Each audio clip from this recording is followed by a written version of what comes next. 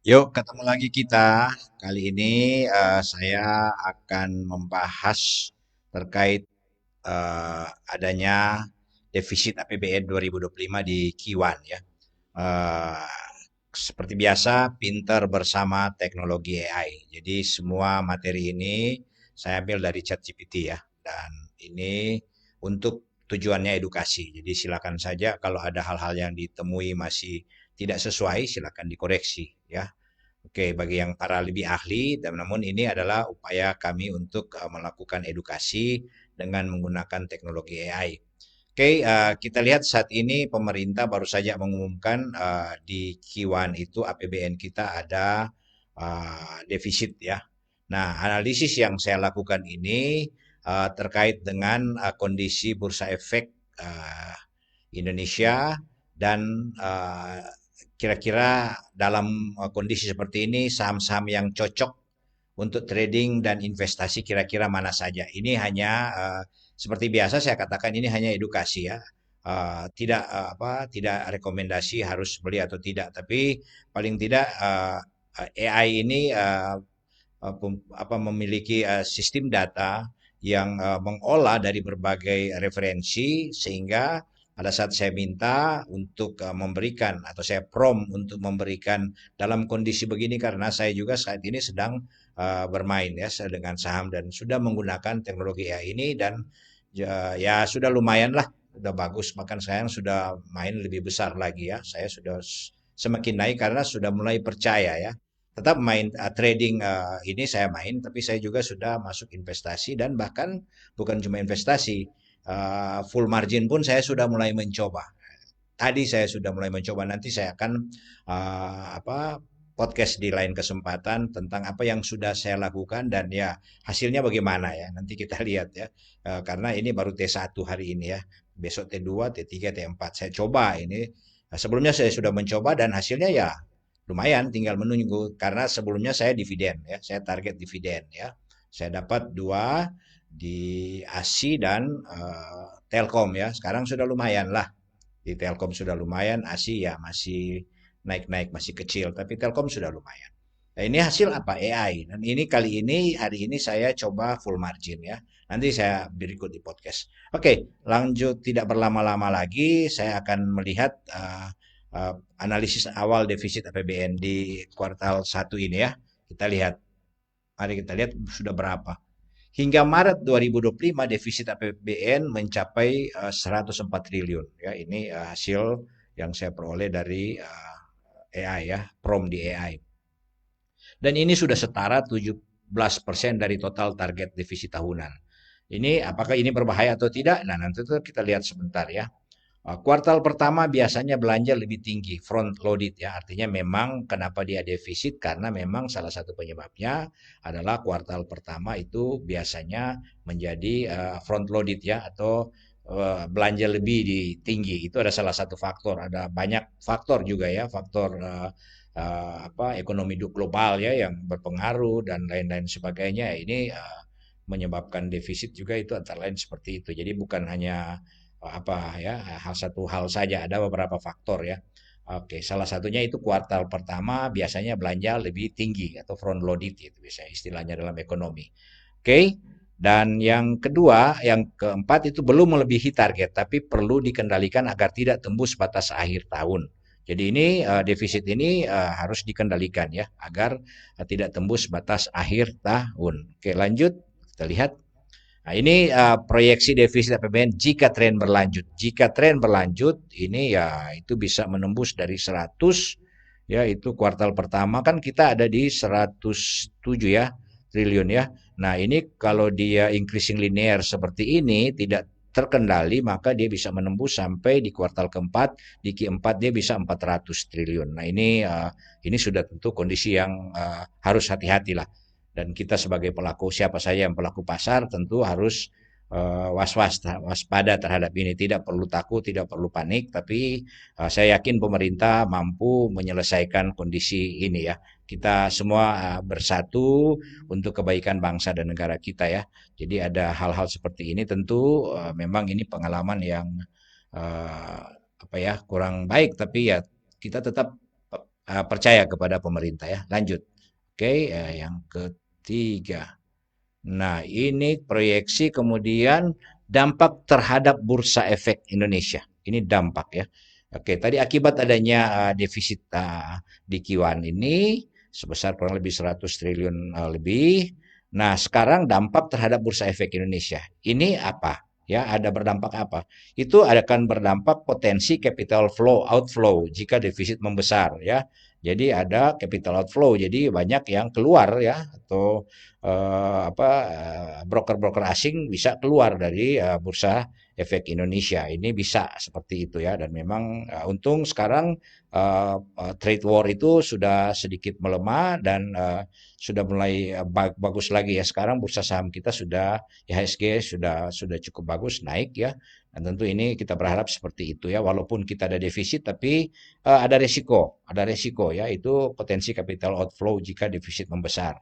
Kedua, risiko pelemahan rupiah dan kenaikan suku bunga ya. Sekarang BI kan kita lihat masih tahan suku bunga. Tentu ini tentu ada para ahli-ahli kita tentu paham akan ini, kenapa mereka menahan dan kemudian pelemahan rupiah kan bisa terkendali dengan menahan suku bunga ya.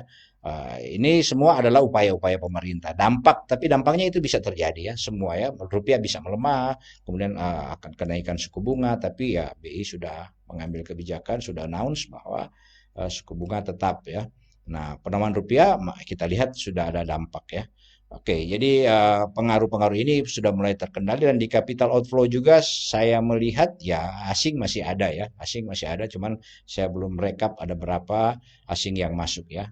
Bisa sebenarnya diminta di AI itu bisa kita dapat ya. Karena kan sudah ada publikasi di media-media tuh yang menganalisa saham kan biasa mereka sudah melakukan analisis seperti itu. Nah, sekarang ketiga sektor infrastruktur dan perbankan bisa terdampak negatif. Ini akibat defisit ya di Q1 tahun ini ya, di Maret ini ya. Nah, itu bisa terjadi infrastruktur perbankan bisa terdampak negatif. Tapi ya sudah kita lihat rupiah masih tetap menguat ya. Oke, saya berharap ini akan terus dan dengan ya tentu kita harapkan trade war ini bisa lebih soft lagi atau lebih turun lagi ya, jangan jangan naik lagi tensinya, maka ini akan berpengaruh semuanya. Kemudian sektor konsumsi dan energi bisa tetap bertahan tergantung arah belanja. Jadi sektor-sektor yang terpengaruh yaitu sektor infrastruktur, perbankan bisa terdampak negatif akibat defisit, kemudian sektor konsumsi dan energi bisa tetap bertahan tergantung arah belanjanya. Oke, ini dampak terhadap bursa efek. Nah, saham yang cocok untuk investasi jangka menengah atau panjang ya. Ini saya menyebut, minta maaf, ini hanya edukasi ya. Silakan saja Anda menguji karena apa yang dikasih AI ini hanya semacam garis besar saja ya. Dia kalau kita mau masuk tentu kita harus uji. Ada banyak uji yang biasa saya lakukan.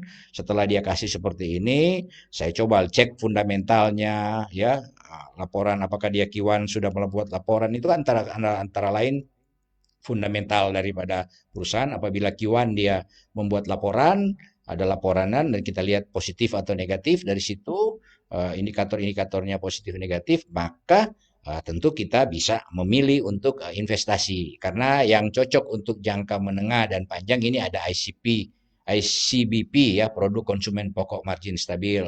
Unilever, dividen tinggi, brand kuat, yang mau ambil dividen bisa masuk ya. Mayora ini retail dan ekspor bertumbuh, Telkom ya, saya ada beberapa ambil sini, Telkom saya ambil ya untuk dividen.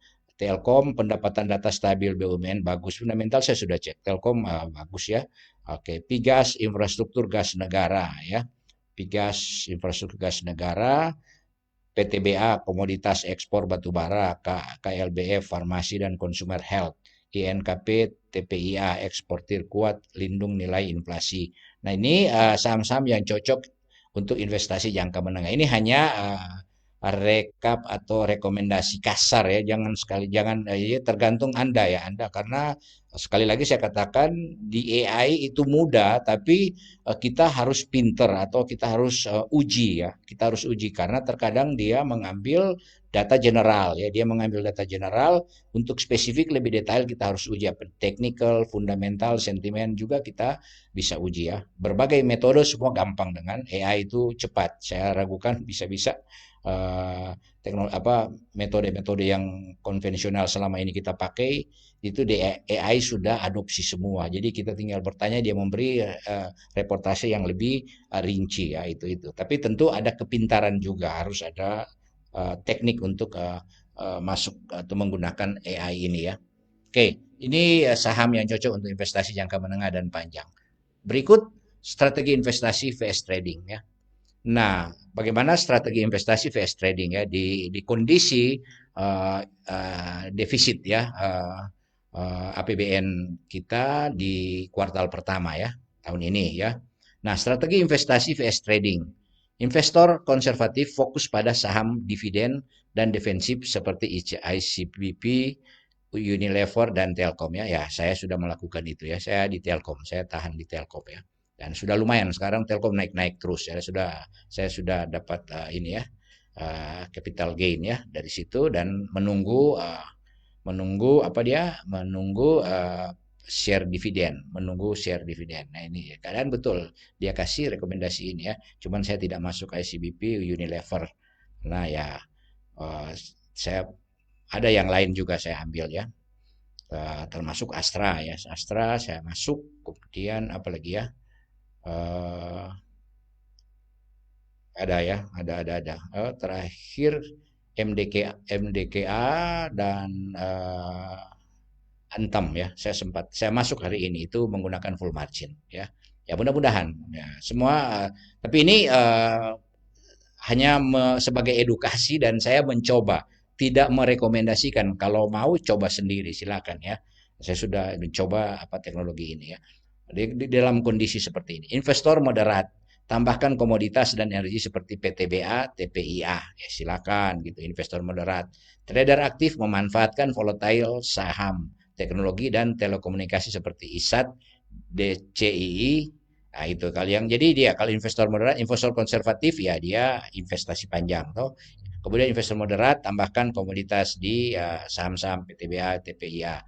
Kemudian kalau trader aktif manfaatkan volatilitas saham teknologi dan telekomunikasi seperti ISAT DCII. Kemudian pantau perkembangan APBN, suku bunga dan nilai tukar sebagai indikator makro ya. Yaitu sentimen pasar kita harus tetap memonitor tadi efek daripada defisit anggaran. Ini semua saya sampaikannya ke akibat defisit anggaran dan bagaimana kita para trader, para investor ya yang bermain saham ya, main saham ini khusus untuk saham ya. Jadi kesimpulan dan rekomendasi, defisit belum melewati batas tahunan. Jadi akhirnya ya kita lihat bahwa walaupun ini harus tetap waspada, defisit belum melewati batas tahunan, tapi sudah signifikan di kuartal pertama dengan alasan tadi ya. Dengan alasan tadi ini oh ya apa ini loadednya ini ya. Dia belanja loadednya ini di kuartal pertama biasa terjadi ya. Sehingga defisit salah satu walaupun itu tadi banyak faktor saya katakan. Kemudian investor perlu waspada sektor terkait belanja negara, yaitu kita investasi gitu harus hati-hati terkait sektor terkait belanja negara ya. Amankan portofolio di sektor defensif seperti consumer goods ya ini di sektor defensif itu consumer goods ya saham-saham consumer goods silakan saja Anda list di kalau pakai AI cepat kita dapat langsung dia kasih tahu tadi berapa sudah disampaikan. Pantau data fiskal triwulan berikutnya secara ketat. Nah ini kita waktu was-was 3 bulan ke depan ya ini April, Mei, Juni ya kita was-was mudah-mudahan Q2 terkendali ya. Kita berharap jangan seperti yang grafik yang saya sampaikan tadi, maka ini tentu kurang baik dan ini beresiko bagi para trader dan pada investor ya yang mau yang mau trading ya itu kita harus waspada. Saya kira ini yang bisa saya sampaikan. Sampai ketemu lagi di podcast saya yang lain. Sekian dan terima kasih.